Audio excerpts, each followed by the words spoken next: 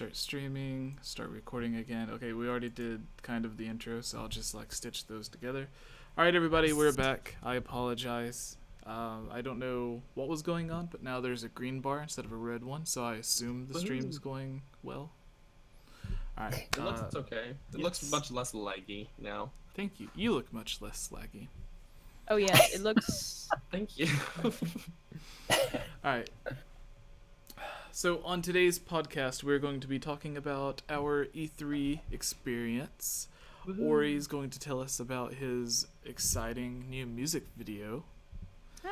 Yeah. We have a little bit of Nintendo news, and then we're going to answer some questions sent in from you guys in the chat. If you want to send in your questions to be answered on the podcast, head over to patreon.com/GameOverJesse, because sometimes we get so many questions we can't answer all of them. But if you would like your question guaranteed to be answered, along with a bunch of other cool stuff, go to patreon.com/GameOverJesse, where you can submit your question and have it guaranteed to be on this show. So, starting off with our guest, Ori. You briefly mentioned you were in the band Here Lies. You also recently had a new music video come out. So can you tell us about that? Like the thought behind not just the band, but the song and the music video? To try to get some more ears listening to it. Well, I'd be grateful for anybody that wants to check it out. So it was a different experience to recording before, because just three of us went away and made the records. It was the first record I ever got to make that we had mastered externally. So we sent it off to Canada, actually, to Toronto. And a guy called Harry Hess worked on it there, who's done like Billy Talent records and Bare Naked Lady records and whatever. So if it's come out of Canada in the last 15 years, he probably had a hand somewhere. So he's done some beautiful work, and then we got to do a video recently, as you mentioned, which is basically what can we shoot for super cheap, because we're kind of broke. So I got hold of a fish tank from somebody, and the guys, my brother particularly, had fun drowning me in it for like an hour while we filmed sort of upwards through this thing. And so what else are brothers for? Yep. Exactly right. And it was the glee in his eyes that kind of concerned me the most. He's like, I've always wanted to do this. Yeah, exactly, right? Greater satisfaction than drowning Daniel, my brother. can you turn your mic up just a little bit? Oh no. Yeah. Hold on. So earlier you sounded good, but I think you were closer to the microphone. So is that better? That is better. All right, thank you. Continue. Ori. Okay. No, yeah, and that was it. It went out just on Friday, the video, and seems like it's been pretty well received. So just really relieved and grateful for that. And yeah, hopefully people keep enjoying it. We got the rest of the record coming out sort of over the summer. So. All right, and can you talk a little bit about the inspiration behind the song itself? Yeah. So the song's called System Overhaul, and it was sort of mainly about sort of standing up for what you believe in and things like that, and sort of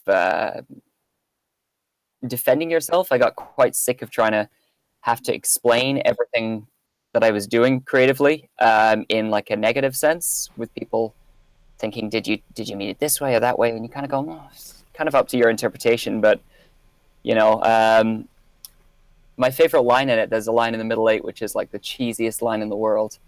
It goes that this message in a bottle is a Molotov cocktail, which was inspired by my girlfriend's mother, who she was in Poland behind the Iron Curtain, and she used to throw Molotov cocktails at the cops and then run away. Nice. So, you know, which you're back in full communist Poland. So that was just something I thought was really, I don't know, kind of a nod to her and a bit of fun to put in.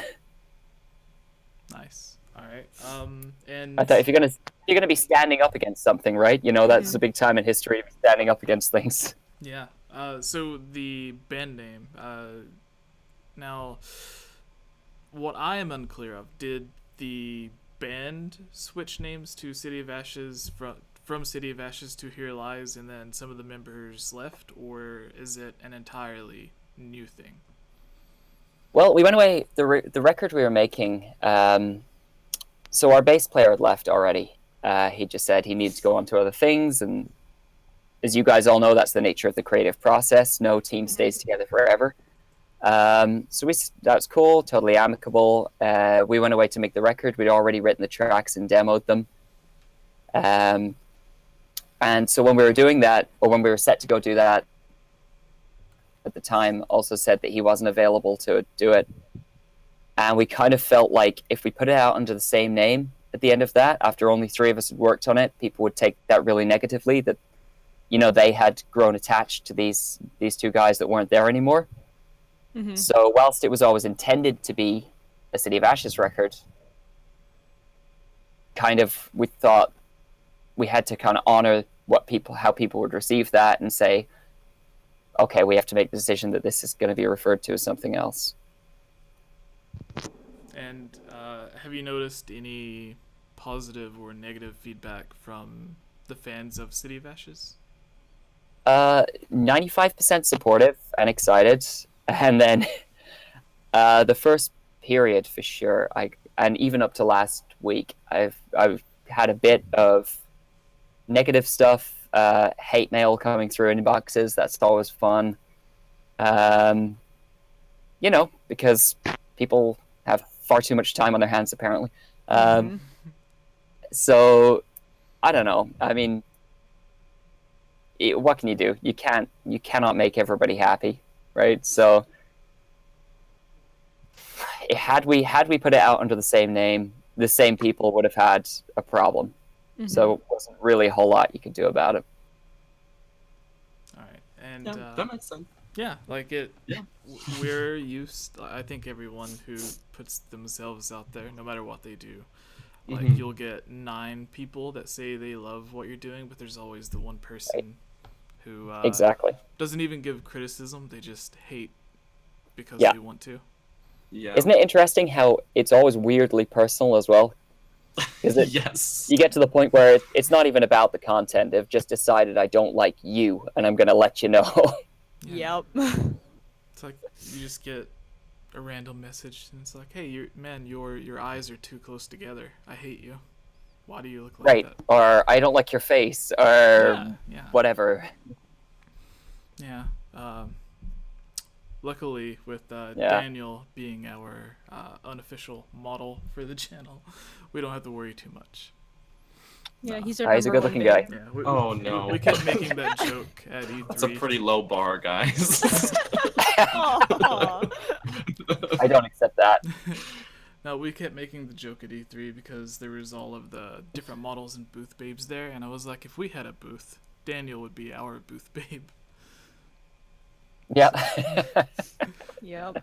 All right. So, is there anything else? Has the full album released yet, or is it just the one single? So, that was exciting. Sorry. So, the rest of the tracks are still at mixing and mastering. There's the one single that came out, and then there's one other we've been emailing to people who want it. So, if anybody decides that they want to particularly have it, and they want to email the band at We Hear Lies, here spelt like ears as opposed to location, happy to send them the second single. All right. We Hear Lies at gmail.com. I'm just plugging it into the chat. Oh, okay. Cool. I had some people in the chat also asking for a link to the music, so I sent over that music video into the chat earlier too, and people have been giving hearts and stuff, so I appreciate it. I think that's a good thing. So. Yeah. So, with this being kind of like a successor to City of Ashes, are you guys still playing some of your favorite songs from City of Ashes? Have any of those carried over? For sure. Like the show we did on Saturday, we did an 8-song set. We did 5 tracks from the new records, 2 from the previous records that were sort of favorites. of people that would come shows and all that.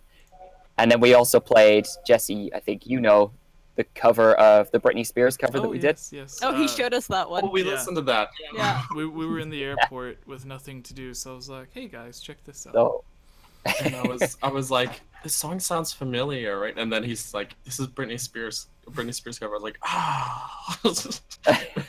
it totally escaped me at first that it was actually a cover. Just like, it sounds familiar. Yeah, maybe that was good fun to do. Maybe I've heard of them before. No. All right. So, is there like an expectation of when you think you'll be able to release the full album? I'm really hoping, all being well, if there's no crises, if there's nothing terrible that goes wrong, which, as you guys know, with edits and technology, there always can be. Yes. Then I'm hoping it'll be sort of late summer. Release a couple of extra tracks first from it, and hopefully near the end of the summer we can go sort of live with it or whatever. Yeah. Nice. No, that's awesome. Yeah. So you mentioned you had the first show officially with Here Lies. Mm-hmm. Is there an upcoming tour coming for the album when it releases, or There isn't yet. not yet? We deliberately didn't want to sort of commit to doing that before we knew how it was going to be accepted, because it's a new label and whatever. So putting something out under a new name, we thought if this goes really badly, nobody wants to be committed to like a 10-date tour or whatever, where you just sit there and go, oh man, this is going to be awful. Yeah. But it went really well. I think it was very near a sellout, which is kind of nice for a first one. And so we're kind of really hoping to go, sort of the next day, which was yesterday, we started messaging and going, you know what, I think maybe we can book in a few more. So we're looking towards a show to sort of support the EP release, maybe early September. All right. So hopefully maybe people will be able to hear it first and then, do a show for it. All right. So my final question, and then Daniel and Kayla can ask whatever they would like Sure. before we move on to the actual Nintendo news, which is probably why most people are here. Absolutely. Yeah. So, oh man, I forgot what I was gonna ask. No. Okay. So you mentioned that it was 3 people from City of Ashes that moved on with Here Lies. Mm-hmm. In the music video, and of course when you're playing on stage there must be other people playing the other instruments. Yeah. Are they officially part of the band now, or are they just friends that are helping you out? Well, for initially that was myself, Glenn and James that made the record, so they're sickening musicians and can play anything. I can't play a thing. So But you can they came and I get by. Like an angel. Yeah. No, that was one of the things when I put on the first song. What was it? The highest point of living? Is that it? Highest. Oh yeah. Okay, yeah. So I put on that song, and Kayla was like, "He has such a pretty voice," and Daniel was like, "He does have a pretty voice." Oh my gosh, I forgot about that. That's funny because you've been like casually just like plugging in Ori's music like all week, and then it's like, hey, so we're gonna have Ori on the podcast, and we're like, what? Yeah, well, that was a very last minute thing. Indoctrinating us. He just like No, okay, so the original plan was to have Rick, RMFH, who roomed with us in LA. He has his own YouTube channel. We were gonna have him on, but he's can't definitely do at it. work right now. Yeah, he's at work, and then I was like, well, I'll have Ilya, who does some voiceover work for the channel, and she's been on the podcast who's in the before. chat as well right Yeah, now. she just now said, took me a minute, but I'm here. So I was going to have her, but she said she wasn't able to. So I was like, okay, well, I know I've spoken to Ori, like in at least the past month or so to come on, Sure. but some things came up. So I expected him to message back and be like, well, it's so soon, maybe we can have it next week or the week after. But he was like, yeah, I can do that. And I was like, what? Really? Like, okay. Yes. It works out okay because I've got a flight tomorrow. I'm leaving on like a short break just to sort of take some downtime.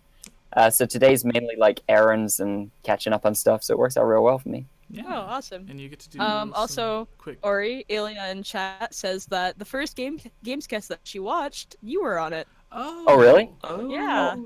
That was the one-on-one with you and I. Yeah, that was the week I was. What was I? I was doing something else. I wasn't here for some reason. Excuses. Like making an omelet, or who knows? Probably Where's not the an equipment, omelet. buddy? Yeah.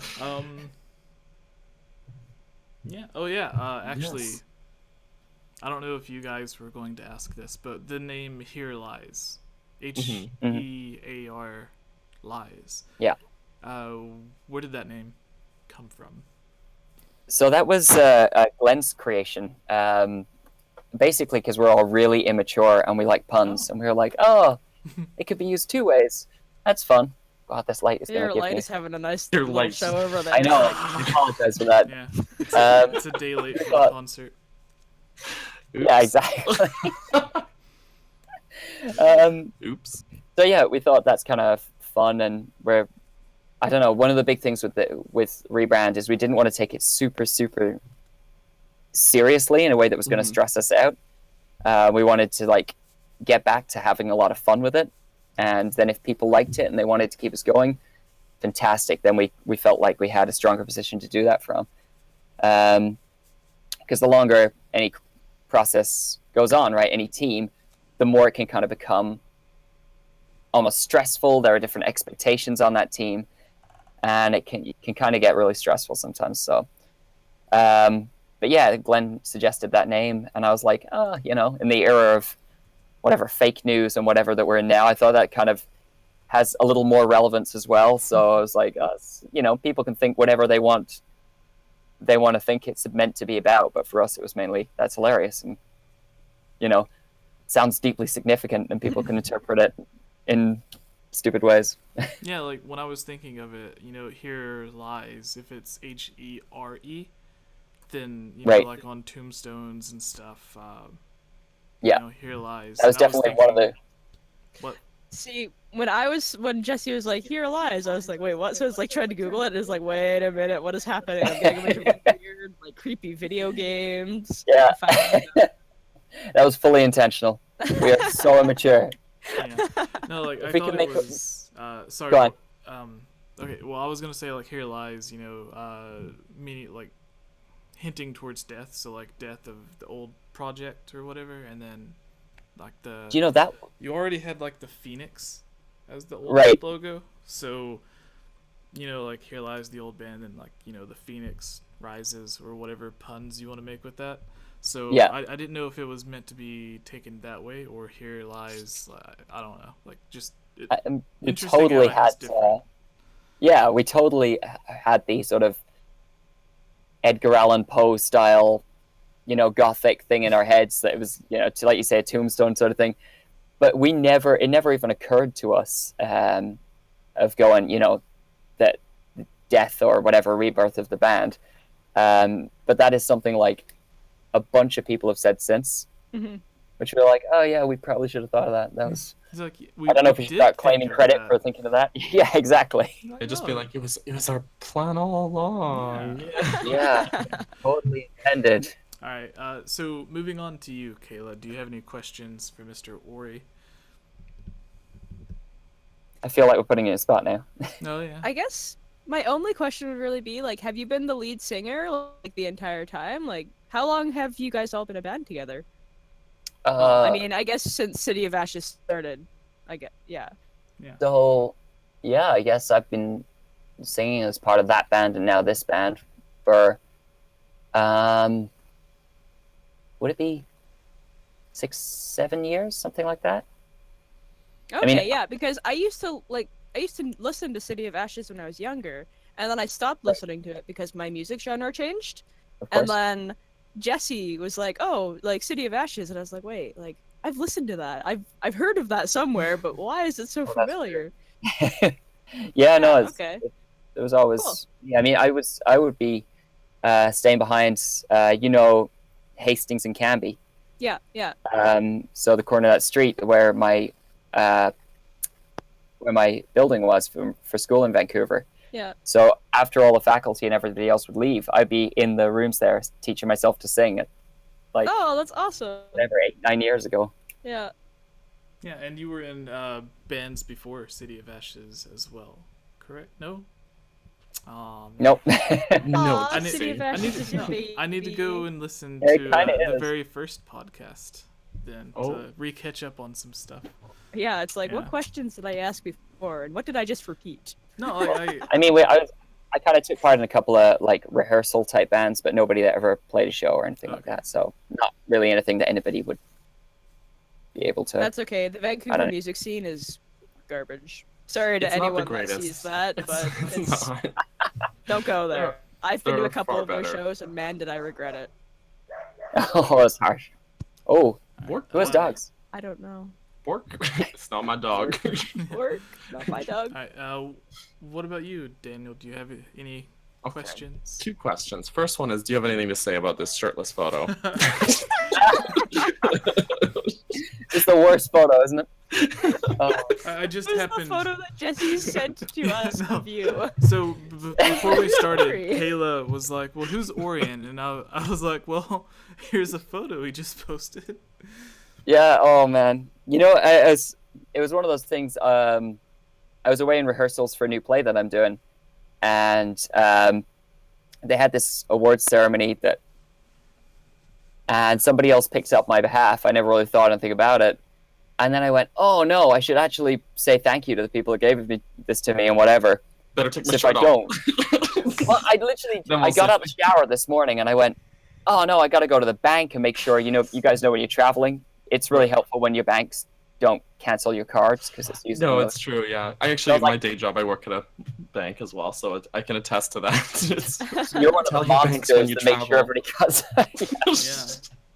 He's So yeah, I was running out and I was like, monster by day, podcaster by night. So yeah, I was literally out of the shower and I went, oh god, snap, leave.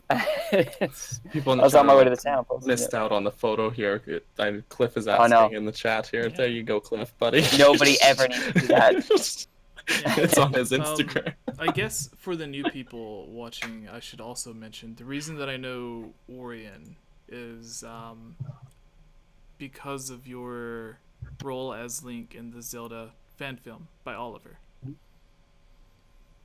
which I also posted, but I'll post it in the description of this video once it actually publishes, so everyone can go check it out. Would you like to briefly talk about that before we move on? I feel like it's a good way to move. Segue. Something our fans would also be a little more keenly interested in is, Zelda related, right? We're talking about you acting and acting with Zelda, and then we can move on to actually talking about Zelda. So it works out. Yeah, so we did a project. We shot it in London.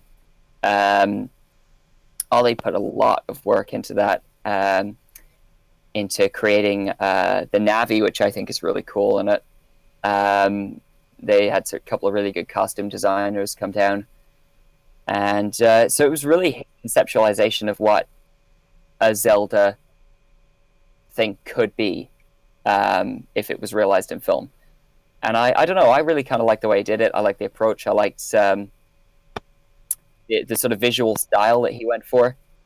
And it's, I think it's been looked at quite a lot of times on YouTube now. I haven't looked recently. I don't know what the numbers are. You know, what's funny is I saw that video years ago. ZeldaInformer.com. I posted a link to it, and I ended up working for them for a bit. And it's a really well received video as far as a lot of Zelda fan videos. Zelda fans don't like. I'm just putting that out there.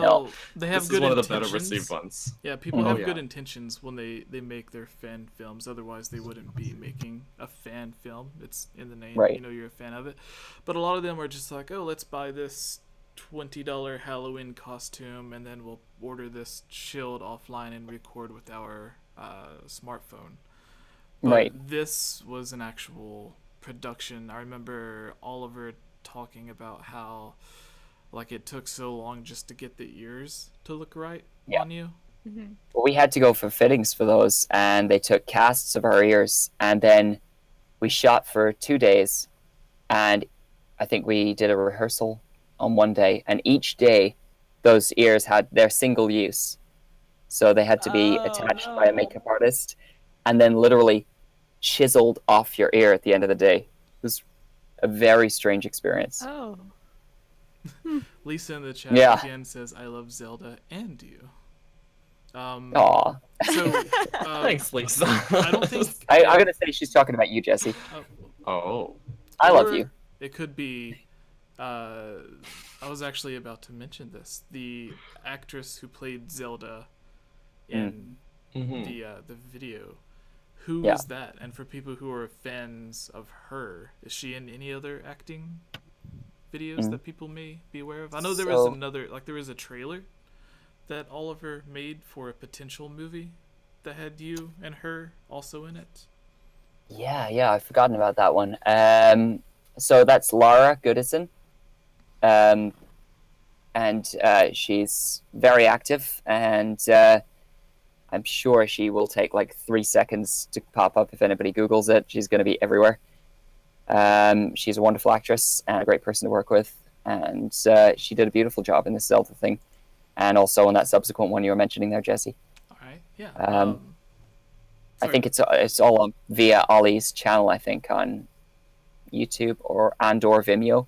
Yeah, just if anybody uses both of those. The easiest way to find, because if you just type in like Zelda fan video or whatever, there's thousands of stuff that'll come up. But if you type in Zelda fan video Oliver, then it's like the very first thing, and you can find a lot of his other works from there. So is there any final things that you would like to say to anyone who's watching that may want to check out your stuff?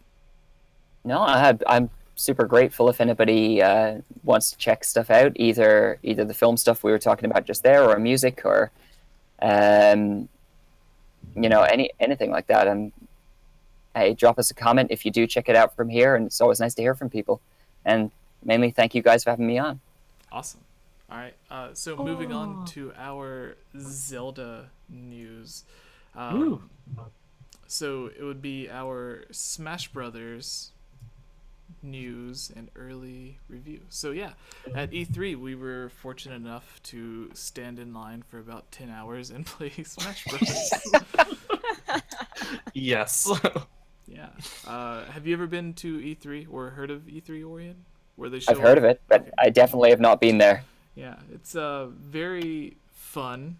It's kind of like an amusement park for new video games. Mm-hmm. So yeah, you get to go basically stand in line unless you just happen to be famous, in which case you can get like direct appointments to where you can just walk to wherever you need to. But they had a lot of cool games. The first one that we all collectively played was the new Super Smash Brothers for the Nintendo Switch. Are you a fan of Smash Brothers? Yeah, we used to play it at my buddy's place in Vancouver a lot, actually, which would be like a few generations of the game ago now. Yeah, so but it was the GameCube version or Nintendo 64? It wouldn't have been the 64, it was after that, so it would have been GameCube one, I guess. And it was fun. It was a lot like you were saying about your experience down in LA. Have a few beers, chill out and play it and not take life too seriously. Yeah. Until you get to like round 3 and then you start screaming at each other. Yeah, that's when you know it gets serious. Everyone just leans forward a bit when they're Yeah, it's always chilled, right? Everybody's friends. It's like a game of Monopoly, and then gradually Yep. Yeah, so tears families apart.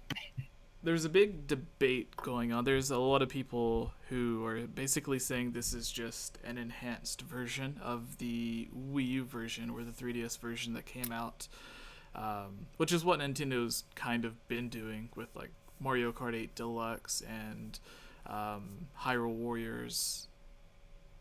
What did they even call it? Was it just like the Switch version or Definitive Hyrule Edition? Warriors Definitive Edition. Yeah, and then they had like Donkey Kong Country, Tropical Freeze. So they have brought a lot of ports, and people were just, because Smash Brothers is a lot more of a big deal than some of those games. A lot of people were saying, "Oh, this is just another port. It's like not worth being called a new game," which Nintendo has responded. This comes from Nintendo, or Go Nintendo, sorry, where they say, Nintendo says, "First, we did go into a lot of detail on Super Smash Bros. Ultimate, which is what they ended up calling Super Smash Bros. For Switch. And we did that to make sure consumers across the globe really understand that this is a brand new Smash Bros. Game, with every character from past Smash Bros. Games included with updates to the gameplay mechanics. It was very important to drive home that message. That said, the unique thing about Smash Bros. Is that it's a great couch co-op game for consumers who aren't all that familiar with the game. They can very much pick up and start smashing right away. Never mind.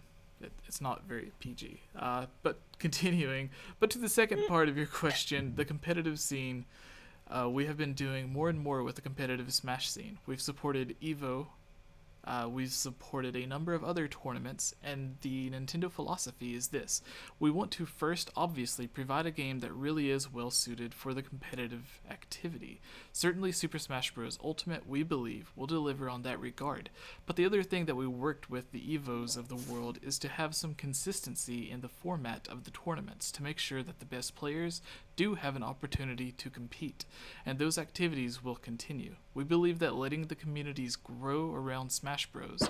As a competitive experience is good for Nintendo, and it's good for the pro players of Smash Bros. Now, if a pro player could be considered a 10 out of 10 at Smash Bros., I would probably be like a -2. I was barely able to win one of the matches that I played against a random person. How did you guys fare in Smash Bros. Ultimate? We won. Kayla and I played against 2 random people, some random couple, and we kicked their butts. Yeah, Daniel won the first game, and then I won the second game. Nice. Yeah, and it was great. But basically, I think anyone who actually gets to play it can tell that it's not a port. Like, it feels too different from Smash 4 to be just an enhanced port. Like, too much of it. The game's overall speed just feels a little more, I don't know, a little more snappy. Like, everything just feels a little snappier. And it's really quite a rush to kind of get through everything. And even if it is like an enhanced port, they've clearly changed so much of even just the physics that it doesn't even matter really if it's an enhanced port. Clearly they just took that as like a foundation and built like a whole thing on top of it. So people need to cool their stuff. It's interesting that Nintendo has finally like came out and made a statement for everyone, saying that they do look at it as a brand new title, not just another version. Definitely, if you compare it to the 3DS version, it is a very understandably a sequel. But looking at the visually, it does look very similar, but then there are like a bunch of stuff that they added in that wasn't in the original. I still have my fingers crossed for like the single player mode, which I thought we were I was going gonna to say get I was actually just scrolling through the comments and someone was like, well, like, we didn't get a single player, da-da-da-da. It's like, well, they didn't show that much of the game. Yeah, they had that cool CG trailer with Ridley attacking everyone. That was a big reveal. Ridley is in it. I thought that would have been like a cutscene that they took from the... But... Well, because when we were watching it, I was pretty sure when that part was coming up, I was like, is this going to be like a new sort of adventure mode like they used to have in the Melee and Brawl? Because that would be a really cool way to go through. Like, I really liked unlocking characters that way by going through sort of the story mode, as much of a story mode as you can have in Super Smash Bros. But I don't know. We know that we do have to actually go through and unlock all these characters because you have like a starting roster of like 10 out of like 65 characters. So a story mode or adventure mode of some kind. Is it going to be like every 5 minutes you're unlocking a new character, or is each of them going to actually be challenging in different ways? Well, for the most part, like most Smash games, it's like you have to play like a certain amount of matches and then you get to unlock someone, right? So it's probably going to be the same kind of thing. I don't like, there's probably going to be like Ridley is probably going to be a hard guy to unlock. Yeah. It's probably going to be a couple of hoops that you have to jump through for that. All right. So before we move on to our next topic, I'm trying to keep them short today. During E3, we were watching a small conference interview type thing with Greg from Kinda Funny was interviewing Major Nelson, who's in charge of Xbox Live, so the entire internet service for Xbox and all of the online games they have. He's in charge of that, and the interview is for GameSpot, but Greg asked if he, which is really weird hearing like a Microsoft or a PlayStation employee talk about their competition, but he was asked directly, which is the first time that I can think of that someone directly asked, was if he could choose any character that he wanted to put in Super Smash Bros. For Nintendo Switch, who would it be? And he defaulted to Master Chief, who I think would kind of be an obvious answer just because he's their most popular mascot, but I feel there are other characters who would fit in a lot more. A lot of people are in favor of like Banjo-Kazooie going to Smash Brothers. So starting with you, Orion, if you could pick any third-party character, whether it's from EA, Ubisoft, PlayStation, Xbox, whoever, to be in Smash Brothers, what character or which character would you like to see to play as? I mean, I really like what you're saying about Banjo-Kazooie there, because I think that'd be a fun thing to have the two characters in one, and maybe you could have them doing different things or some sort of different moves or whatever attached to them. A more diverse way to go than just putting another single figure in, if that's not unfair to say. No, absolutely. But that one would seem like if you were designing that game and you were building, whatever moves for each character, a little more freeing as a designer and maybe a little more interesting as a player. Yeah, I can't think of too many other characters that have multiple characters, like the Ice Climbers, maybe. Duck Hunt. Princess Peach has Toad. If that Kayla, leave.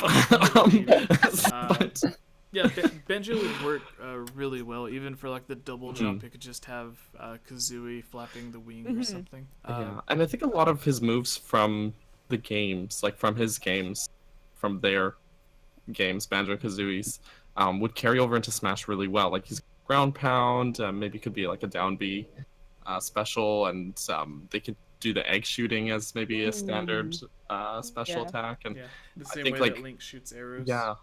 Yeah, exactly. So I think a lot of their moves would carry over, and like you said, Orion, would be a lot more interesting than just having someone like Master Chief come in, and he's just like a guy with guns. I don't know. Like I don't see him as a really interesting fighter in Smash. Pretty much any character that's like just known from an FPS game. Sure, their games, Halo's fun, but Smash Bros is such a different style of game that I just don't see it as being as fun to play as him. Yes. All right. What about you, Kayla? Which character would you like to see? Definitely Banjo, 100%. I can't pick anyone else. Is just agreeing with Banjo. Yes! What would Banjo's final Smash be? Would he maybe physically Kazooie. play the banjo and like make you deaf or something? I was thinking, Kazooie can turn into a dragon in the second game. Oh, yeah. Oh. So maybe that as like one of the transformation ones, or That'd be kind of fun. Just throwing things out there, but Makes a lot more sense than mine, so. Oh yeah. I don't know, I like yours. It's actually funny, Kayla. I just realized something. We were talking about Final Smashes yesterday. So Kayla and I, on our flight home, we were playing Donkey Kong Country on the flight. And in Tropical Freeze, when you beat a boss, you like rapid punch them at the very end of it. So I was saying they should change Donkey Kong's Final Smash to be that instead of his bongo drums. Yeah. And I was rewatching the presentation yesterday because I wanted to show Spencer and Kaylee what they didn't see when I left them behind to go to LA, and they totally did change it to that. Oh, for really? Donkey Kong. It did get changed, so I was like, yeah. Oh my gosh, that's beautiful. I can't Nintendo believe I didn't notice that. Yeah, I think we glossed over it when they did the presentation because there was just too much excitement in the air. Yeah. But yeah, I just thought I should put that out there. All right. Such a better Final Smash. Yeah, it makes more sense. Because it's actually something from his game. Yeah. Instead of being a made-up move or from like the spin-off game.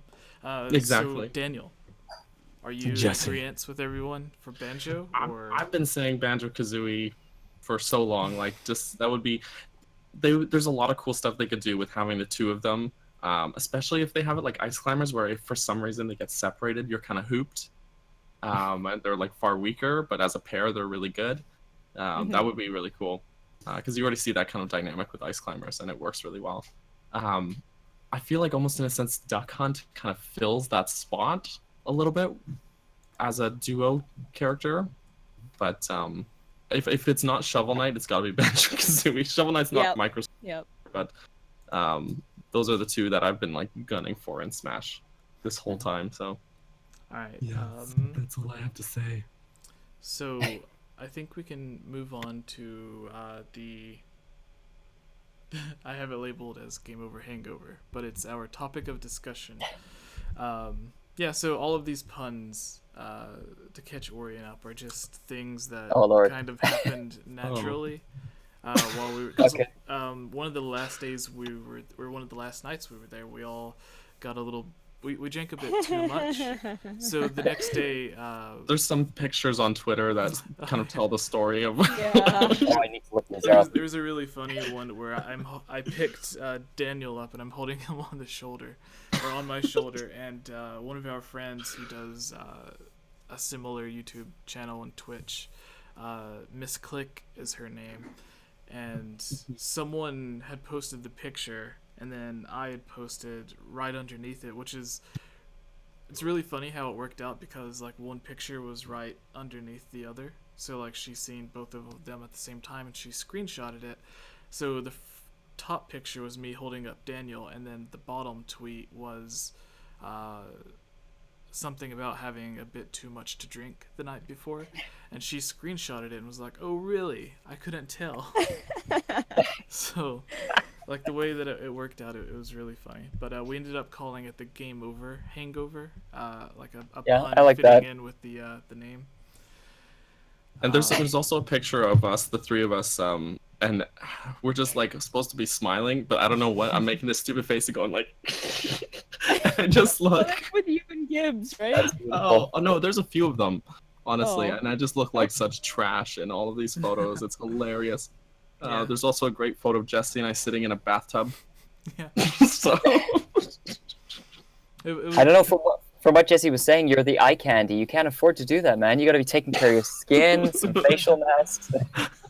Exactly. All right. Oh so, no. I took care of Daniel that night. Oh yes. She was like my mama bear. Oh, bless you.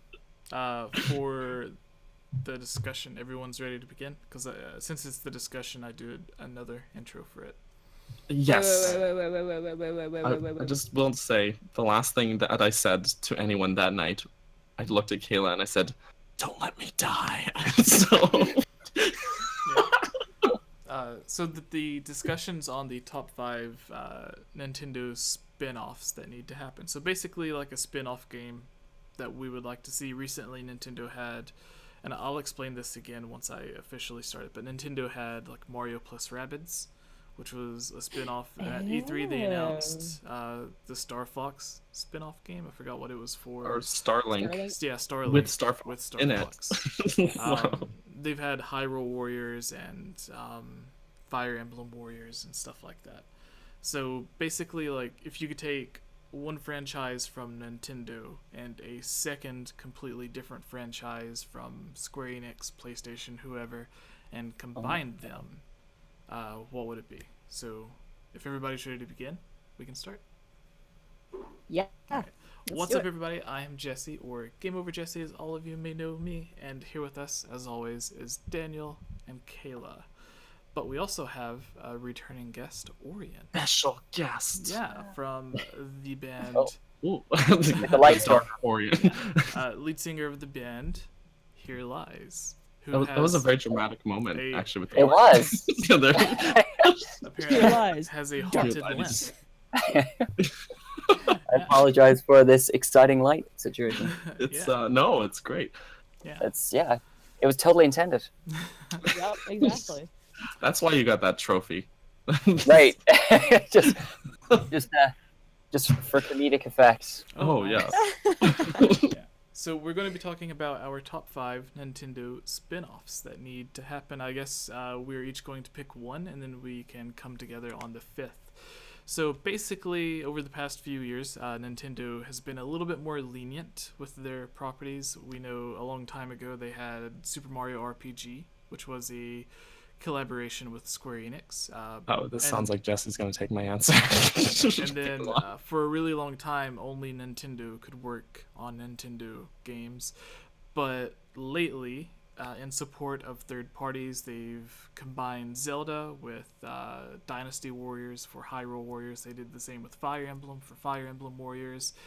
They've been including almost everyone in Smash Brothers, third party or not. They've just recently announced Starlink and Star Fox crossover. They had Mario, their biggest franchise, crossover with Ubisoft's most despised franchise, which was really weird. Somehow they came out with a really good game. Yeah, I never expected to enjoy a Rabbids game ever. I can't think of the name of it, but there was a Pokemon crossover. It was like played kind of like Fire Emblem, I believe, but it was some third-party game, but it was mixed with Pokemon, which is really weird because you had like actual like samurai warrior people fighting alongside Pokemon. I think that was for the 3DS. But anyways, we're going to be talking about the spin-offs that we would like to see. I'll start since mine's very simple. I am a fan of Kingdom Hearts. I'm also a fan of Nintendo, obviously.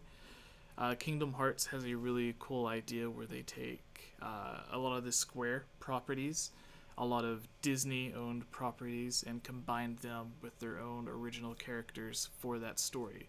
So I would love to see Nintendo do something similar to where they take all of their Nintendo characters, maybe since Square is familiar with it and they've teamed up with Square Enix before, allow Square to basically make the Kingdom Hearts for the Nintendo world. So instead of going to like Pocahontas's world or like there's what was it? Like the Frozen world or the Nightmare Before Christmas world and all of these different worlds, have it be some original character they make up, go to, or it could even be a Kingdom Hearts crossover. I think that would probably be even more interesting since they're already traveling to different worlds. So yeah, just like there's a world where they go to space and they meet Star Fox, or they go to Hyrule Kingdom, meet the Zelda characters, they go to the Mushroom Kingdom, and it would basically be like a Super Smash Brothers adventure game in the style of Kingdom Hearts. I think that would be my perfect crossover, and it's kind of a cheap answer because it's it's like every answer, but it's still it works out. Since you are our guest, Orion, would you like to go next, or do you still want some time to think about yours? No, I need some time to think about this. This is hard for me. Alright, yeah, so... Sorry, make Daniel go next. Yeah, Daniel. Okay, well, I was thinking Jesse brought up Super Mario RPG for Super Nintendo, which is a game that I didn't play until actually recently when I got the Classic Edition, the mini Super Nintendo. But it's been on my radar for like decades, and I really like that style of game where, especially, I really like it when games they take something you're familiar with, let's say Mario, and throw it into a really different, mechanically different world or different type of game. So taking something Mario, you're used to just platforming, and then suddenly you're running through this RPG, and Bowser's your ally now, and just like total overhaul of your expectation.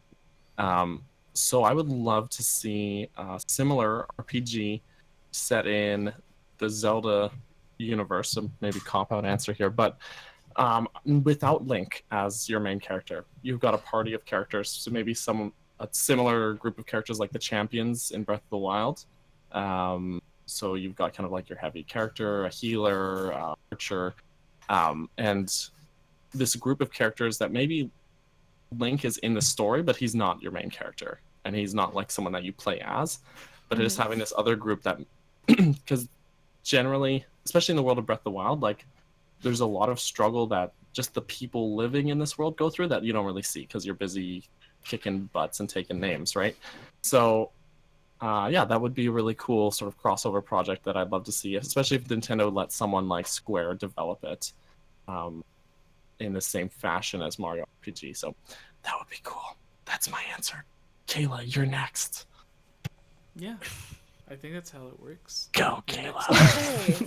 So I'm going just like totally really far from anything that Nintendo would ever do, but I would love to see a crossover of probably like my favorite games. Yoshi. So, You're not allowed to say Animal Crossing. I'm not going to say Animal Crossing. Okay. Animal Crossing Battle Yoshi. Royale, and that was a disaster. So. Yoshi's going to join Master Chief in Halo.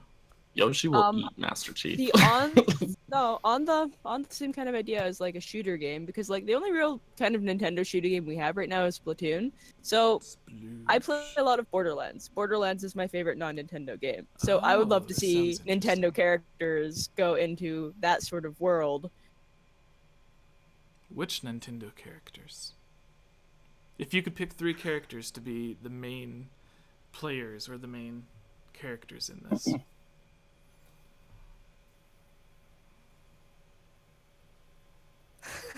Sorry. I was like, just asked me another question. No, so probably like Link. And go out on a limb and say Waluigi. Oh wow. Don't give me that look, Daniel. And then I should probably pick one character from Animal Crossing because that'd be hilarious. So I'm gonna say Isabelle because she's small, she's sweet. Oh, not your boy KK? Nah. No KK's KK cool, slider. but Isabelle's like, I'd love to see her hold a gun. But yeah, like take me to some like weird, like even like a Fallout, like end of the world, post-apocalyptic.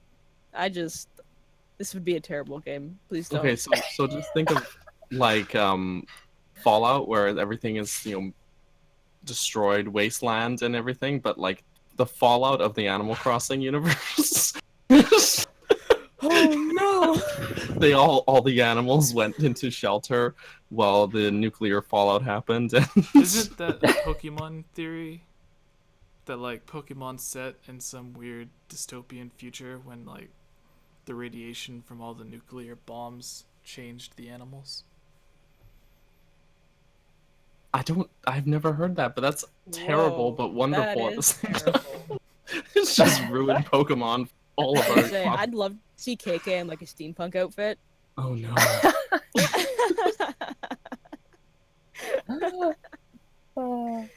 Oh, I'm embarrassing. Don't worry, I'm gonna fully embarrass myself now and Good. upset okay. a lot of. I've set the bar pretty high for it, so don't worry about it. All right. Oh man. Bring it, Ori. Yeah. Oh man. So this is where you guys are obviously all way more up on the chat. The chatter and what people are interested in the gaming world right now more than I am. I don't think anyone's So interested in what Kayla was talking about. So this is gonna seem like super left field, and retro, and sad. Because we spoke about it before, Jesse, that one of my favorite games, because I am such a child, is the Mario Kart games. Woo-hoo. And even when we were away recording, I know I love that stuff. It's great. Oh, it's good. Even when we were away recording this time, I was playing. Our producer had a Switch, so I spent the whole time playing the Mario Kart game on that. Makes And perfect what I sense. thought would That's what we were doing in LA like all week too. And just full It's disclosure, so much fun, isn't I'm it? bad at Mario Kart. Everybody's bad at Mario Kart. It's more fluke than anything. I haven't met our friend Cliff. Okay, that's true. he just wipes the floor with all of us. So this is what I thought would be fun, because obviously battle modes are kind of fun on that, right? Where you can just fire things at each other. But the race modes, once you go around the track and you get the layout of it, it's pretty, you know what to expect, right? You know what's coming at different points, what obstacles or traps or whatever. So what I thought would be fun would be a crossover with, do you remember the really old cartoon, Wacky Races? Oh, with- yeah. Oh. Dick Dastardly and Muttley the dog.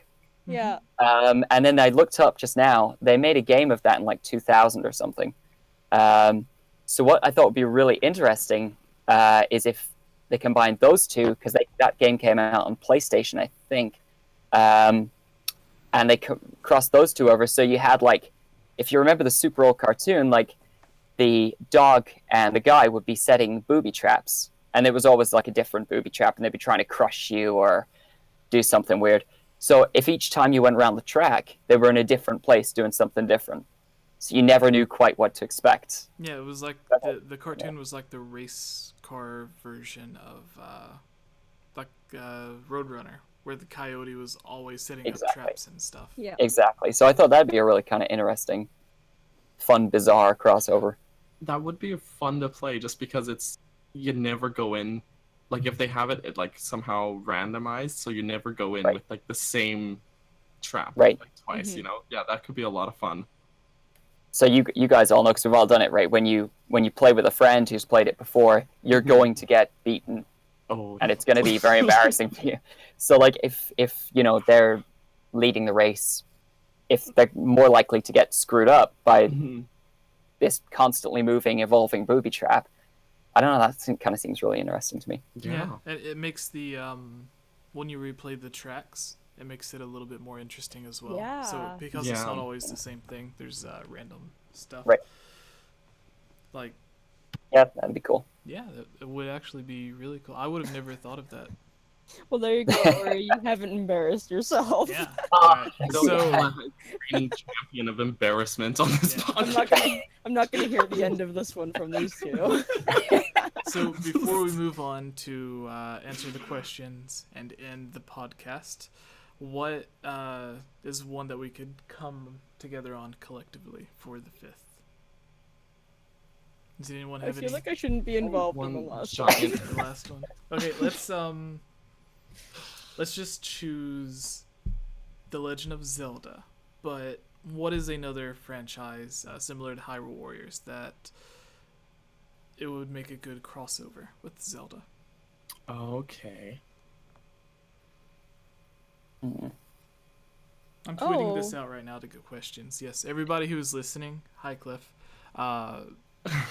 We were just talking about you. Yeah, give us questions in the chat, and then as soon as we're done with this topic, we will answer a few of your questions, and we will be done with the podcast. Very quick episode. And then you'll never see us again. No. Till next week. Yeah, next week. Till next week. The last podcast. Champion of Morrowind says Elder Scrolls. So like I was gonna say he wants a full-on RPG. I mean, it would need that kind of medieval feel, right? Yeah. So you could, I guess, if you wanted to go quite serious with it, you could kind of mix it with like an Assassin's Creed or something like that. That might be weird. Yeah.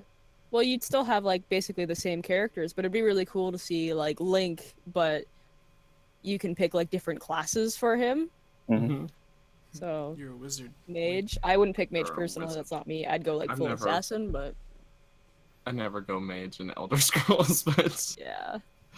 I should because they're OP, but I don't.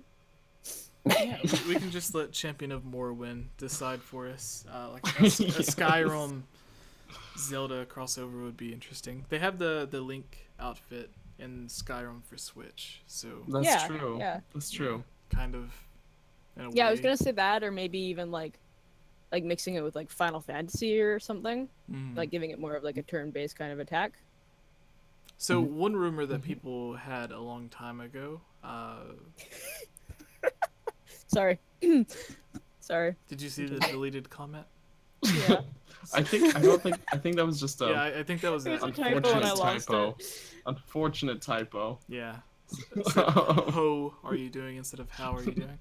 No, so a long time ago, there was a rumor that suggested because Star Fox games typically didn't sell that well, and Metroid games typically didn't sell that well, so they were sadly rumors of a crossover game. So like because they both take place in space, so kind of makes sense.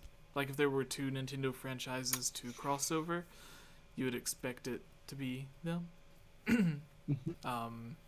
I know Donkey Kong Country. I don't know if it's Tropical Freeze or just the Wii one. There's Samus's ship in the background of one of the levels. Yes. Suggesting that it crashed. Donkey Kong, Metroid take place in the same universe. It's canon now. No, but I think that's just because the developers worked on the game, so they included hints. But I always thought that would be interesting if they did do that. But yeah, I guess we can move on to our questions now. Everyone, leave your questions in the chat. We'll try to get to them. I'll check Twitter and everything as well. I posted a tweet while everybody was talking, so I wasn't ignoring everyone. I was just trying to get questions lined up.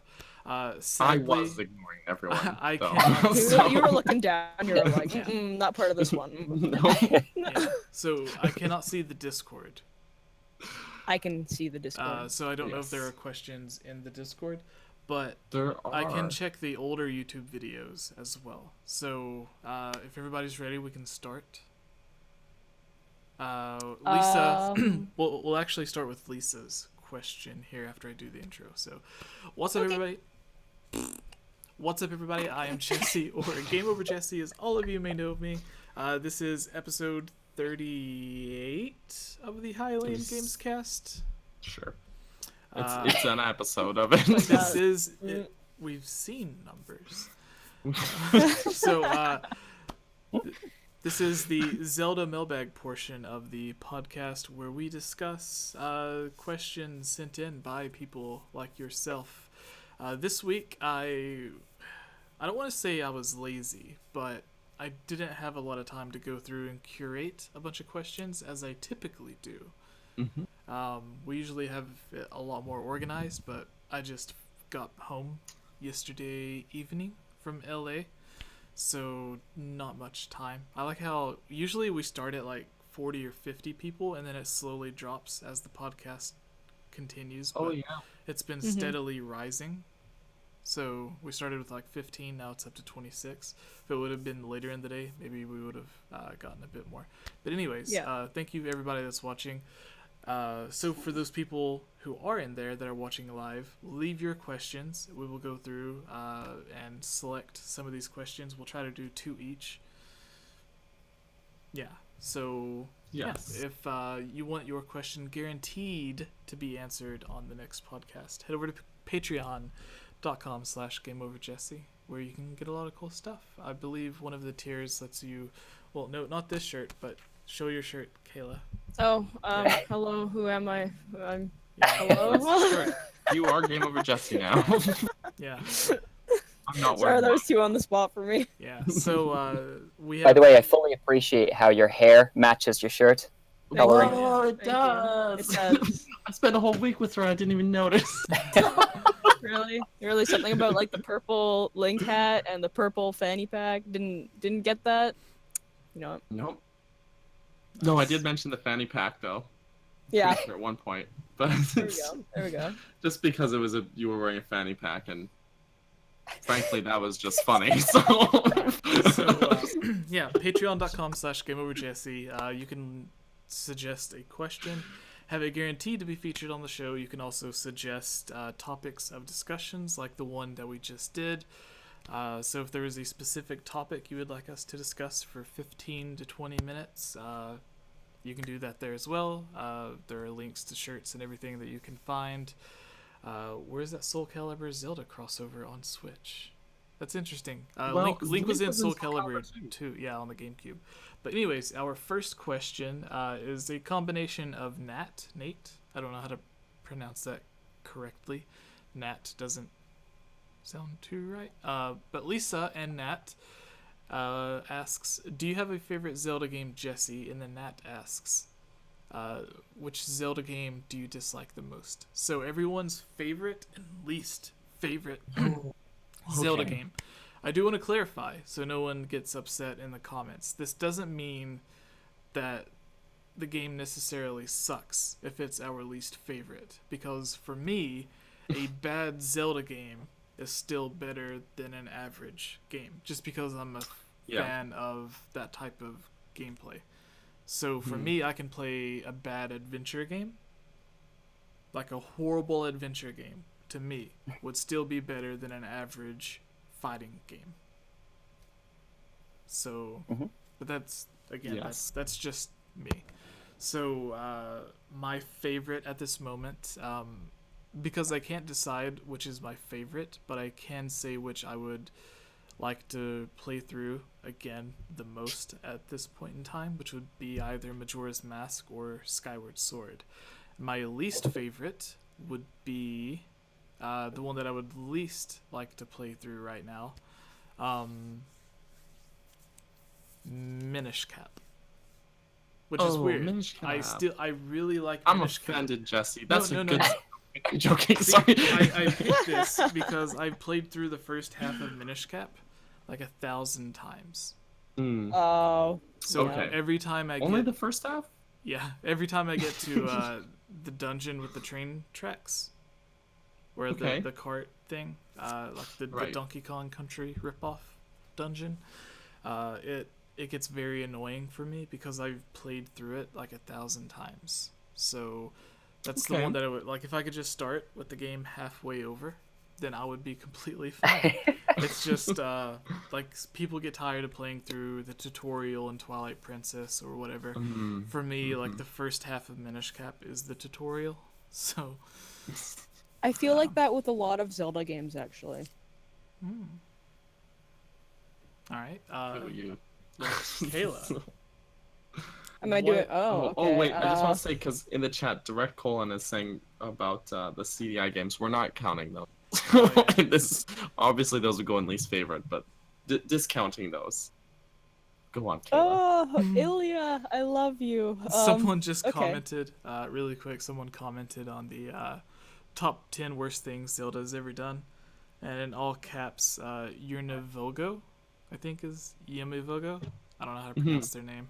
Says, "Excuse you, she has done nothing wrong in her life ever." It's just all caps. So I thought that was a little bit funny. That is wow. A little defensive there. Yeah, so Illy in the chat says favorite Wind Waker, Twilight Princess, non-favorite DS games, Minish Cap. Yeah, maybe Phantom Hourglass. I was gonna say, I'm on the same page as Ilya. Love Twilight Princess. Really like Majora's Mask, but as far as my non-favorite would be anything like on the DS. I do not care for them, and I haven't honestly, I haven't played any of them. Oh. I've tried playing a couple. I tried playing Phantom Hourglass, I got halfway through that and then got bored, and then I tried playing A Link Between Worlds, I got halfway through that and got bored. So I don't know, it's something about just like A Link Between Worlds is great, and I'll fight you. Oh. But I do want to give them like a fair opinion and actually try going through and playing them, so they are very high on my list to start playing. I just gotta find that DS. Nice. All right. Okay. Sorry, this is... Wait, so did you just answer least favorite? Did you answer your favorite? I said my favorite, Twilight Princess. Okay. Yeah, because you said you agreed. I did, but you said you agreed with Ilya, so I didn't know if you were like just like saying what she said or if you were agreeing. I gave my own. Yeah. My own kind of twist on Champion of Morrowind. What if Donkey Kong Country takes place in Metroid universe? Yeah. Yeah. So that's weird. it is a bit of a weird thought. Orion, that's an interesting what is your theory. least and most favorite Zelda games? Well, so the ones I've not played all of them like you guys have. So I can only really go from those that I know. Personal. That's fine. Of course. Although on that note, We're not being objective here. It's not an objective question, right? It's highly subjective. But had that been my Nintendo Switch, because I think there is a game out on the Switch now, right? Yeah. I'm not being Breath crazy. Of the Wild. Yeah, I'm not being nuts. That's because we were talking about it last time. Behind him. This big one. Right. Obviously, I'm a fan. Jesse, me and you were talking about this last time, right? Yeah. And how you were saying you must play it, and had I not been so obsessed with Mario Kart in the studio, I probably would have done. And had that been my Switch, I totally would have gotten it by now. But unfortunately, I had to give it back. So, but of the ones that I've played a little more, I still love Ocarina of Time. I thought it was a really fun, like you say, adventure game. And that's probably one of the video games that most of us remember playing first. Yeah. So it kind of has that nostalgia value to it. Oh yeah. And going, I remember breaking all the pots and doing this, and cutting the long grass and finding gems and whatever. Wait, so really quick, Orion, I just want to ask. I've never asked this. I imagine usually when people invite you onto stuff for interviews and everything, it is 100% about the music. So when I invite you on and I'm like, yeah, we're going to talk about your music for a little bit, but we're mostly just going to talk about completely unrelated Nintendo stuff. Honestly, I'm always good at that. I always have fun talking with you guys. I really do. My least favorite though after that one would be the oh god, was it Wind Walker? Wind Waker. Guys, don't laugh. No, do laugh. I hated that game. My brother had it, and he just has I almost said Skyward Sword on his mind. No. Star Wars, because Luke Skywalker, Windwalker, so... Right. It makes sense. No, I hated it. I've pushed as much of it out, including the title, of my head as possible, because just after playing Ocarina one before, which was far more, I don't say realistic, but it felt a little more immersive. Yeah. I felt a little kind of repelled by the sort of styling of that one. It just didn't particularly speak to me. So that's understandable. I feel like Wind Waker... I'm gonna start a lot of fights on this. I feel like Wind Waker is the perfect game to get a little kid started with the series. Especially if they're a big fan of cartoons and stuff, because it does feel like you're playing a cartoon in the game. Right. Alien the chat it was says for me, the transition, I think. Wind Waker's a great game. There's a lot of really interesting mechanics and stuff in that game that kind of got dropped after, that you don't see in other games at all. Yeah. But oh my gosh, people. It's funny because it's got such a happy-go-lucky appearance, but with such dark undertones. Like the whole game is post-apocalyptica, and not to spoil it, but the way that it has one of the most mature endings of any Zelda game, which conflicts with the art style a lot. Yes. Oh yeah. But yeah, it's worth. I won't fight you, Orion, because you'll probably kick the crap out of me. But I would encourage you to give it another shot after many years. Sometimes because I remember when it was revealed, my initial reaction was backlash. But now it's one of my favorites. After, of course, it's been out since 2001, so it's taken a long time to become as highly regarded, in my opinion, as it is. But it's great to kind of go back on, and once you get past that first kind of kickback, it's a lot of fun adventure. I think that was the thing, is exactly as Jesse said, had those games come out in the different order, do you know what I mean? Your reaction would be, it's arcing up into something full feeling, whatever that means. But initially it felt like, exactly as Jesse said, like you were playing a cartoon, and it just didn't resonate with me, right? Yeah, which with a lot of people, it's like one of the worst selling Zelda games too. Yeah, well, I think that sales-wise, the part of it is a lot of people were growing up around that time, in their teenage years or whatever. So things like Halo was coming out, more mature focused games, not just for Nintendo and Zelda. Well, even Nintendo had Metroid, which was a very mature-ish game for Nintendo to release. It had a lot of comparisons to Halo.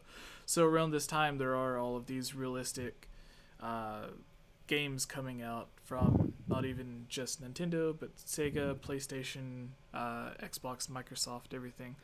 So in comparison to everything else at the time, your expectations might be games are getting so realistic, at least for the time, and then Nintendo comes out with this the complete opposite of that. It kind of makes it feel like, well, what's going on here? But and you're totally right. I mean, it was a different demographic, really, Jesse. It was aimed at a very different audience, but it almost felt like it could have been a different franchise game, and spoken to that audience. Yeah, because it wasn't just the art style that changed. Suddenly, like, the exploration of Hyrule Field was taken away. So now you just had these islands that were just separated by, like, 10 minutes. But yeah, sailing. Moving on to you, Daniel. Oh, right. I guess I have to take a turn. Okay. So, objectively, like, I really liked Breath of the Wild. I want to say it's my favorite, but the nostalgia eating inside of me always fights back and says A Link to the Past. It was the first video game I ever played, and it's like literally my earliest childhood memories, like early 90s, playing A Link to the Past with my folks, and that game is a masterclass in 2D Zelda design. I think almost including actually all Zelda, really, because even Ocarina of Time draws a lot from A Link to the Past, which is the console game that came out before that. So I love that game to bits, just love it to pieces.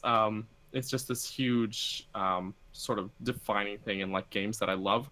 Where the two that I played at that time was Super Mario World and Link to the Past. Like those things are like my childhood in a nutshell. Those two. Least favorite, I have to go with Phantom Hourglass.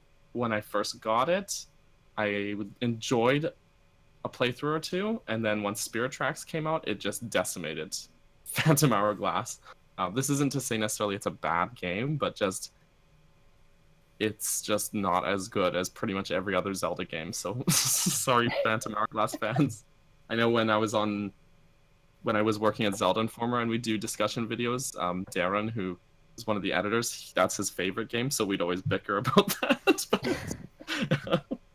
Yes, if you had to choose one of the DS games to pick, like between Phantom Hourglass and Spirit Tracks, just Spirit Tracks is everything good about Phantom Hourglass, and they took out all the bad stuff and just took everything good and just ran with it. So yeah, yes. All right. We'll get some more questions to pile up here, so it'll be easier for Orion to find one. But yeah, Daniel... I was gonna say I've been tweeting trying to find more questions. I haven't found any yet. Yeah. So going with you, Daniel. With me choosing a question. Yeah. Okay. You can kind of scroll through the chat to pick out a question while we're answering this one, Orion. The live chat. We tagged you on Twitter. If you want to go to Twitter, cool. There should be a link to it. So you haven't seen any of the comments from people during the live video? No. No, I figured that he wasn't watching them, and that's why anything that was in relation to him, I just kind of relayed back. Oh, okay. Yeah, I didn't see those. Good guy. I normally don't actually have this open because it makes my computer lag too much for streaming, but my family got better internet because I complained about it.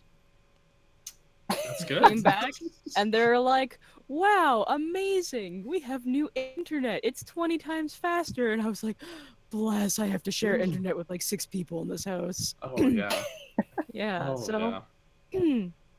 Oh, I'm getting so many questions. Okay, so this one's a good question. It's from SpyroChick101 in the chat. She says, do you think the Ocarina of Time sages remain sages when Link goes back in time at the end of the game? And if not, do they become sages again? I ask because in Breath of the Wild, the Zora worship Ruto and the Gerudo worship Naboro. So, no. There's this horrible timeline split that causes the franchise to be really messed up at the end of Ocarina of Time. So in the one timeline, Link defeats Ganon, or there's 3 really, but I'm addressing the main 2 splits. So in the one, Link defeats Ganon and everything's good, but then Wind Waker happens, and then the DS games. The other timeline, Link goes back in time, prevents everything from happening. Then you have Majora's Mask and Twilight Princess. In Twilight Princess, I said Toilet Princess. Oops. Toilet Princess. Oh, Toilet Princess. In that game, we see the sages, who are like the ancient sages. I think those are kind of like the form of what the sages kind of normally are, or what they became. But in that timeline, the sages from Ocarina of Time were never like awoken as sages, because Link never went and beat those dungeons and met some of those characters even. Well, in that timeline, Ganondorf would have never like cursed the dungeons to be like there was no need to save them. Yeah, so basically they don't get awakened as sages, or at least if they do, not in the same way. As far as Ruto and Naboro in Breath of the Wild, even if they weren't necessarily sages, they were still political figures in their tribes, right? Naboro was like the chief under Ganondorf, and then Ruto was a princess, right? So obviously they'd be regarded in history as prominent figures either way, sage or not. So that's my thoughts. Anyone else want to chime in for this question? No, I think you answered it. I think you basically covered it. You actually covered more than I was gonna say. I was like, just go to college honestly, and start like a history of Zelda. Yeah, right? Like, I don't pay that much attention to Zelda history. I need to pay more attention to this stuff. But yeah, I was gonna be like, I remember them liking me in Ocarina of Time. Yes, they liked you. That's all I got. That's where the alliance formed. But no, Daniel got it spot on. I'm gonna take a couple of the questions as they come up in the chat and just throw them into our Discord chat here, so we can kind of keep track of them. But that'd be easy for everyone. Kayla, do you want to pick one? Am I allowed to ask questions that are very specific to me? Yes, of course. They asked me about doing burger reviews, so I think. Haha. Well, this question comes from Ilya Rose. I know her. It's definitely geared towards me. Are you sure? How sad/mad were you that there were no new Animal Crossing info at E3? Kayla cried. I mean, we had the new 2DS thing. Huh? The Animal Crossing 2DS thing that they released. They didn't release anything. Yeah. What? Yeah, there was an Animal Crossing themed 3DS that they released. Oh, that doesn't count as news. Yeah, so Ilya, there's actually a post where they're talking about the only Nintendo like Animal Crossing news that we got from E3. It was like a limited edition like Animal Crossing new 2DS XL. And that doesn't count. It's not. It doesn't count. Which everyone who cares about Animal Crossing already has a 3DS. So. Yeah. But yeah, so I was really upset. And especially because I felt personally that the Nintendo Direct was a little bit weak. I was really hoping that maybe they would just like pop a little one in there, but nope, it was just straight like Mario Party, Smash Brothers, Animal Crossing. Where did it go? So yeah, I'm just gonna keep playing Animal Crossing Mobile. So. Pocket Camp. Yes. Yeah, I cry though. All right. I was devastated.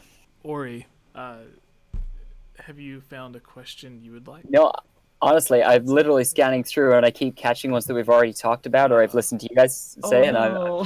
I mean, you guys are so much more knowledgeable than me, and I'm the first person to say it. Did you put any in the Discord chat? Oh yeah, there's some. I put a couple. Orion's not. He's not in our server, so you need to put them in the chat with just us. Oh yeah, you're putting them in the wrong chat. Wait, no, this is the right chat. No, this is the right chat. Yeah, this is the right chat. I was yelling at you. This is the right. Jesse. And James. Do you know, I almost feel like I could use being educated by you guys a little bit, especially as you guys have come out of E3 just now and seen a lot of new stuff. So can I ask you guys a question? Oh, yeah. That works. So what I would like to know is, obviously you guys have seen a lot of stuff that people are excited about getting released over the next, 6 months, year? Yeah. Well, I would like to know which games of any type you guys are each most excited about. Ooh. You know, what should I be looking at? What should I be prepping for? We didn't talk about this earlier, but there was a demo we got to play at E3 for Spider-Man on PS4. Yes. Okay. And it's really good. It handles like a dream, like you're playing a Spider-Man movie. Honestly, the movement is so fluid and slick and very easy to handle. And it's just it's super fun to play, and it's nice open like world that you can go explore New York and fight bad guys as Spider-Man. It's just, that's the game that I'm really, other than Smash, which we already covered, that's the game I'm like super psyched for. It's like, I want to get Spider-Man. So that's my answer. No, I love Spider-Man. I'm excited. I'm excited to see that. Yeah. Is there trailers out for that yet or no? There are there a should couple be. of trailers. Yeah. We could probably post one up in the comments of this, right? Or something like that, so people can see it if they want. Yeah. I got this. If they didn't already. Oh yeah. In the lineup, there's like your these. newspaper. Oh wow. In the lineup, they have these newspaper boxes with the Daily Bugle. Yeah, it's that's just fun. This is like better quality than real newspapers. Yeah. Oh yeah, it's good. Yeah. So since Daniel said Spider-Man, I would go with Death Stranding, which was because we didn't actually get to play that game, but we saw a lot of the gameplay, and it looks really interesting. And I kind of want to see where it goes further than delivering dead bodies. Yeah. So for those who don't know, if you've never heard of if you've never heard of Death Stranding, it was made by Hideo Kojima after he was fired from Konami. He started working on Death Stranding for PlayStation. He is the person who created a lot of games, the most popular of which is Metal Gear, or Metal Gear Solid series. So I love those games. Yeah, he was the creator of those, and if you know how kind of wacky, crazy, bizarre the stories can get sometimes, this game is him wanting to make a crazy, bizarre, weird, spooky story without someone above him saying, no, you can't do that. Because this... So it gets really weird. Oh, it's super weird. Yeah. You look at the trailer, there's like a baby in a jar and like these weird shadow things.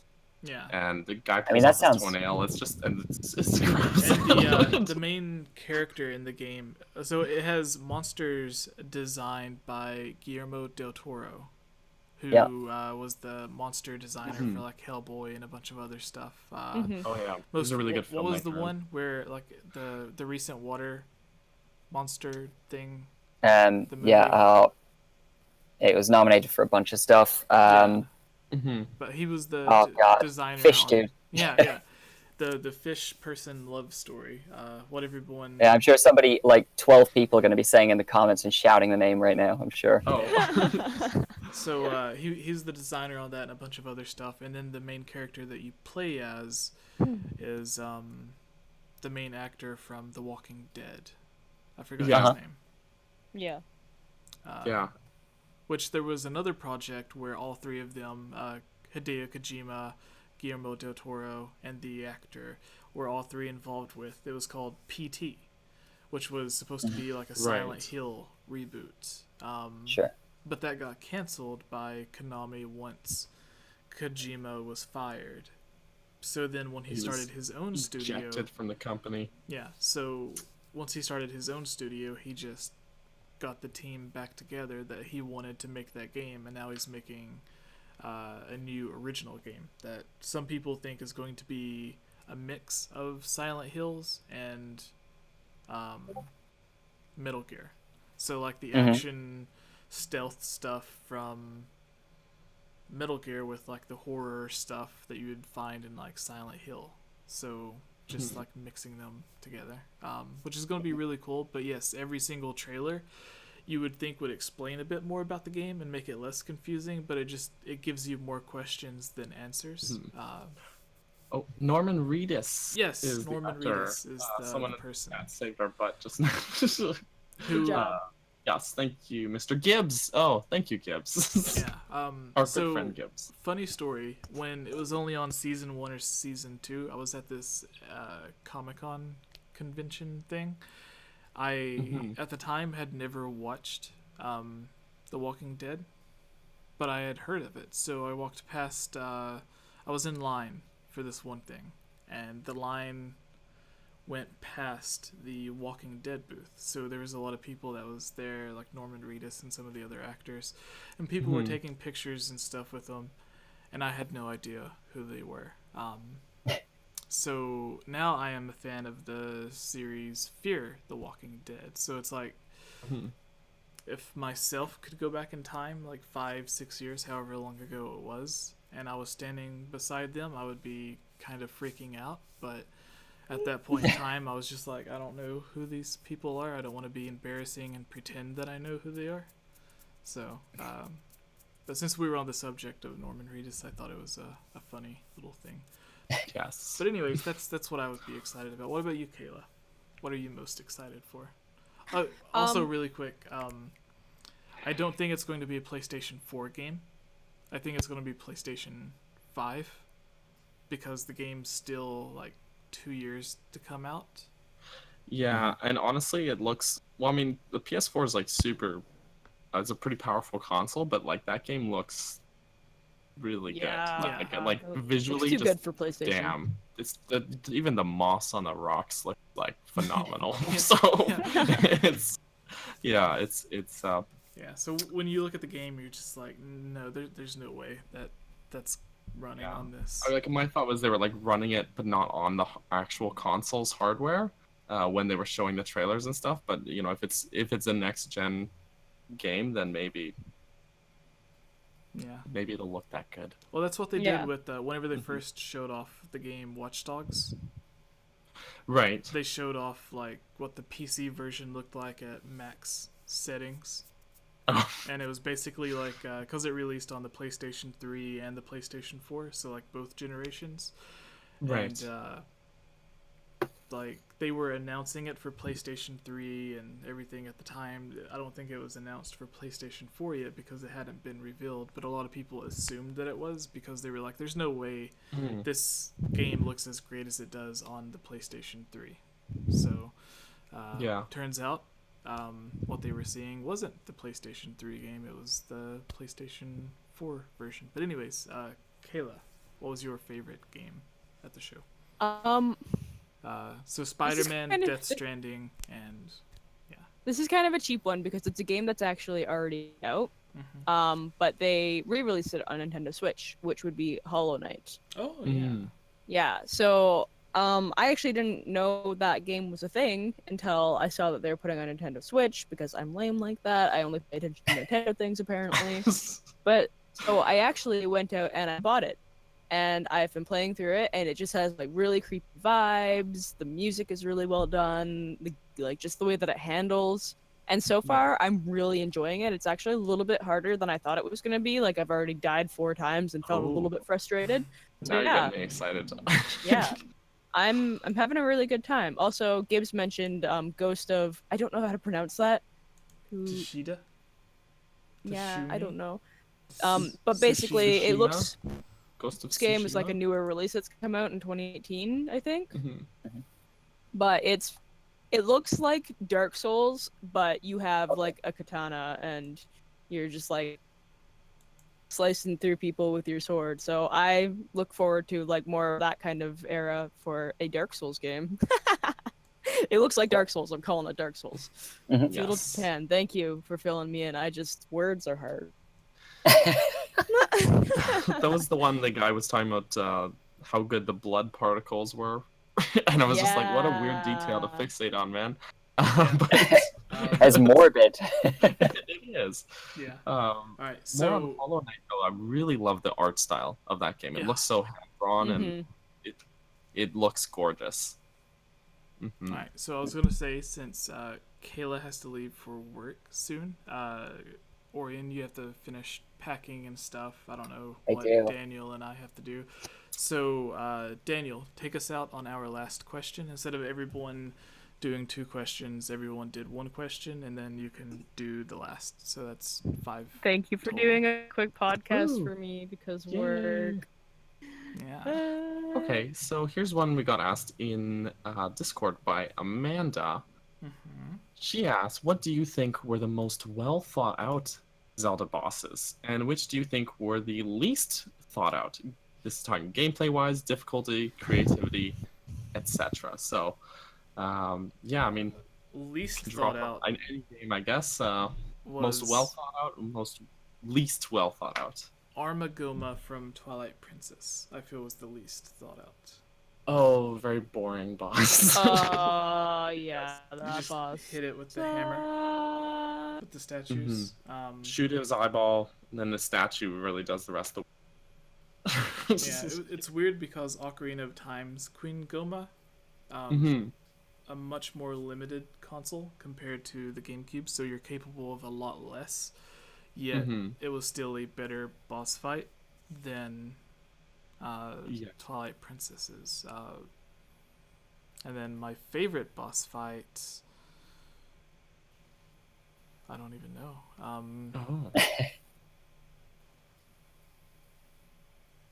Maybe Argarok was really cool in Twilight Princess, the dragon thing that you had to I was gonna say I really liked that boss as well. That was a fun one. Yeah. I know what Daniel's going to say from Skyward Sword, but I would also like to say the boss fight of the sand ship, the Monsters Inc. looking character. Had an interesting Tantalus. Had an interesting concept because it's tearing through the ship as you're making your way to it. So it gives a sense of danger to the dungeon itself, not just the final fight. And because a lot of boss fights, like you won't even see them until it's at the end of the match. But with that boss fight, while you're in the dungeon, you get hints of the boss being there, instead of it just being like locked away in the room, and that's at the very end. So other than that, like, you have to fight Girahim like 3 or 4 different times in Skyward Sword. Seemed like a waste, especially since you had to also fight the imprisoned 3 times in Skyward Sword.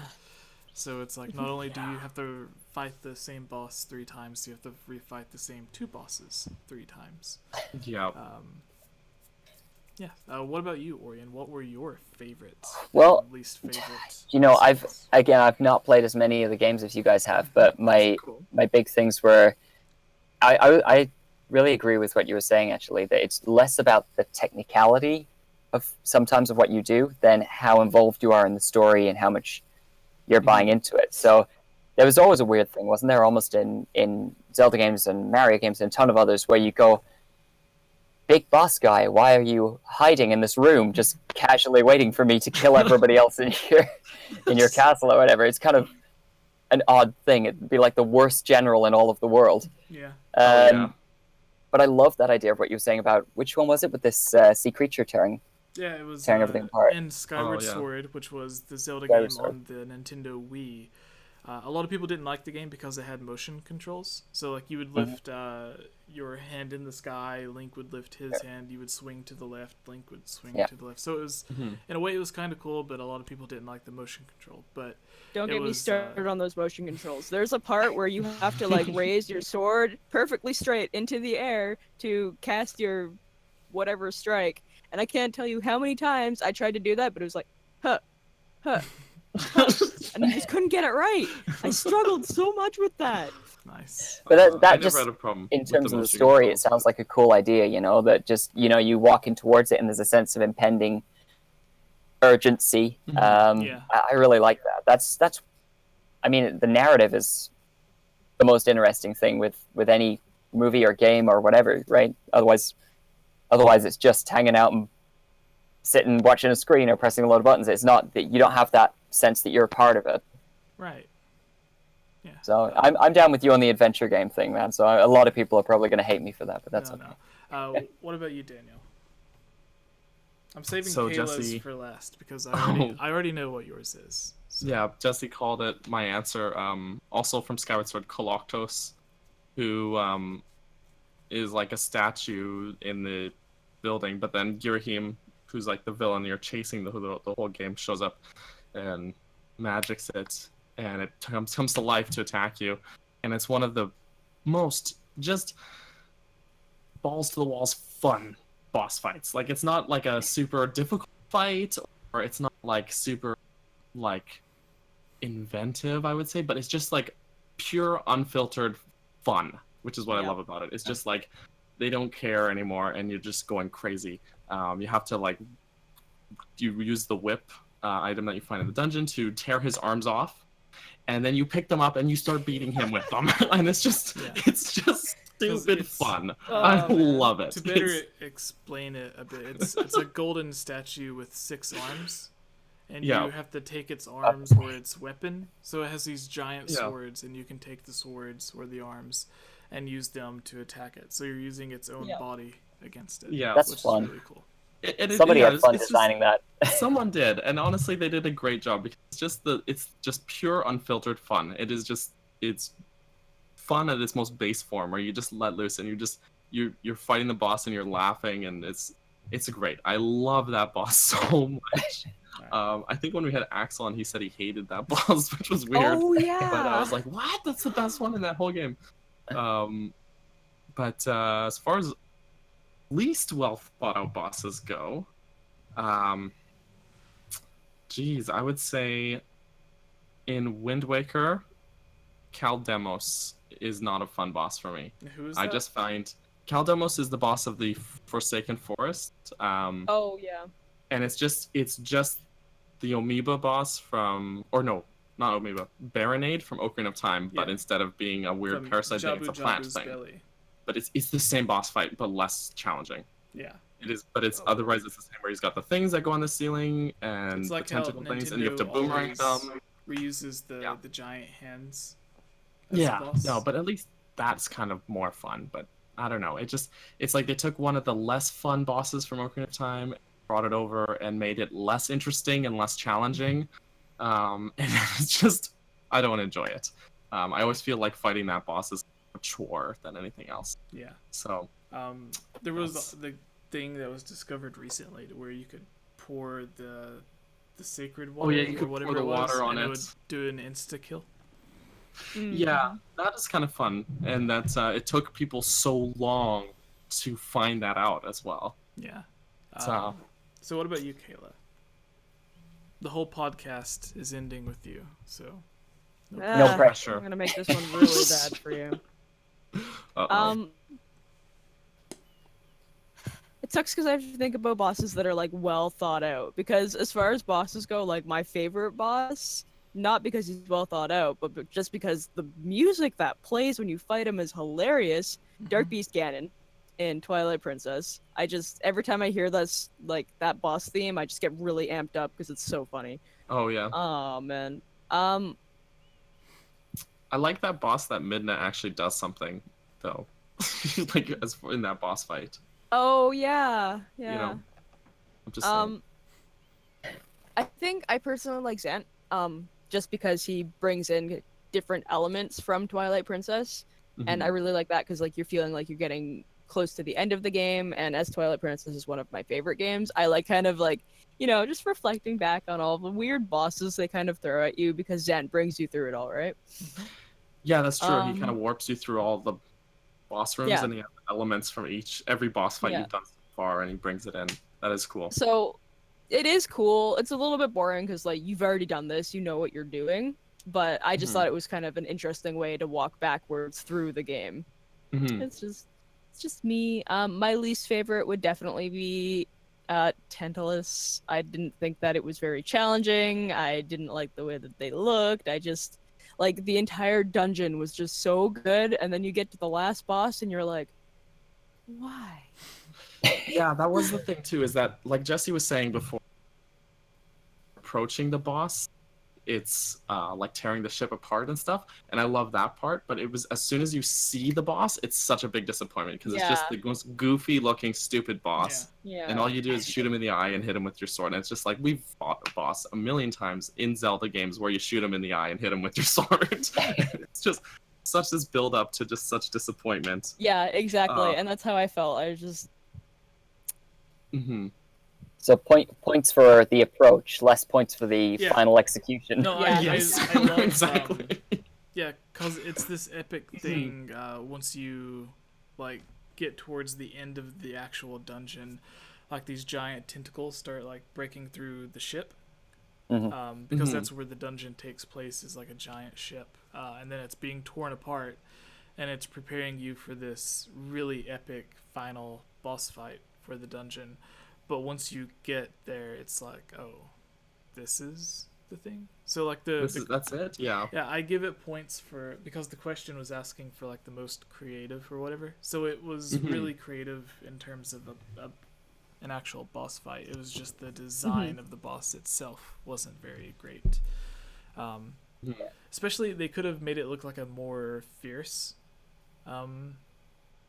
octopus or giant squid. I mean, I was like ready to go fight the Kraken, man. Yeah. That's what I was thinking. Thing comes out of the water. I'm like, ew. Oh, yeah. It's you're hard on the eyes. Where you're playing, you open the door and then it finally pops out of the water and you're just like, oh, hey man, that's not what I was expecting. Yeah, right. No, it's just this goofy looking. I don't know. I think that brings us to the very end of the podcast. So yeah. Thank you, everyone, for joining. Thank you, everybody, for watching. Orion, once again, for those who may not know who you are, why should we care about you? You probably shouldn't. Well, I sing in the band Here Lies, so if people want to see a music video that came out this weekend, they can YouTube or tweet or whatever, and happy to hope they enjoy it, and I think hopefully you guys did when you saw it. And yeah, if you want to see me being drowned in a fish tank, if you really don't like me, then you can also see that on there. Yeah, like him or hate him. I don't mean to cheer for that. No, that's all right. My brother loved drowning me in the fish tank, so it was all good. Oh, good. And where could people find you on Twitter? Say again, sorry, you dropped out. Where could people find you on Twitter? On Twitter, at Orion_Powell. All right. And what about you, Daniel? I'm Daniel. Okay, you can follow me on Twitter and Instagram at CaptBurgerson, CaptBurgerson. Like the captain of a burger who had a child. And you can also check out my website, burgersonmedia.com, where I post all the things I do. But otherwise, if you just want to hear me talk about stupid stuff in video games, I'm on this podcast with Jesse every single week, except for the ones that I'm not for some reason. And and what about you, Kayla? Where can people find you? You can find me on Twitter and Instagram as Chublima. I'm not going to spell that out for you because I'm lazy. It'll be in the corners. It'll be around when Jesse does all of his editing magic. Yeah, so you can find me as Chublima. I'm going to keep saying this, but add me on RuneScape, please. I need friends. No one has. Apparently, we don't have a single RuneScape player in all of your fans. Yeah. Or they just think I'm embarrassing. 64,000. But yeah, seriously, anyone that hasn't, like, go back on our Twitters and look at all of the fun that we had at E3, because we had really active Twitter feeds while we were there. Yeah, well, the most active my Twitter's ever been. I am curating all of the pictures and videos that our group made for E3. I'm putting them together in a giant vlog video, so that should be up sometime this week for everyone who wants to join. And of course, if you're watching this live and you missed out, each news story or segment will be uploaded as its own video, so you don't have to watch the entire 2-hour podcast or however long we went, 3 hours. You can just watch the parts that you want to watch, or if you would rather just listen to audio, it will be on iTunes as well. Just look up Game Over Jesse. And Chublima's name is in the chat. Thank you, Lisa, for putting that. I just subbed to you, Chublima. Also, you should join the Game Over Jesse Discord chat, everybody. We have a great server with over 1,000 people, and yet somehow, even though we're one of the larger, like, Zelda servers on Discord, we also have an awesome community there. Like, actually one of the better ones. I've seen some other ones where it's just trolls and people who are just making fun of each other and being really inappropriate, and this community is actually really great. So I would definitely recommend joining that and just chatting with people who want to talk about Zelda and video games and life. We also occasionally play games with people on the Switch too, so... Yes, we put our own friend codes in there, so you can play games with us when we actually do get to game. just because I want to see Daniel fangirl. What? We got to meet Gerard, I think. Oh, yeah. We did get to meet Gerard Khalil, the completionist, at E3. Yeah. We so ran into a lot of famous people or semi-famous people while in LA, which is awesome. But anyways, thank you everybody for watching. Please go follow Orion on Twitter. Follow Kayla. Follow me. You can follow Daniel if you would like. Doesn't matter. If you want. Yeah. I won't be too upset if you don't. All right. And yeah, thank you guys for watching. Bye, everybody. Thank you guys. Bye.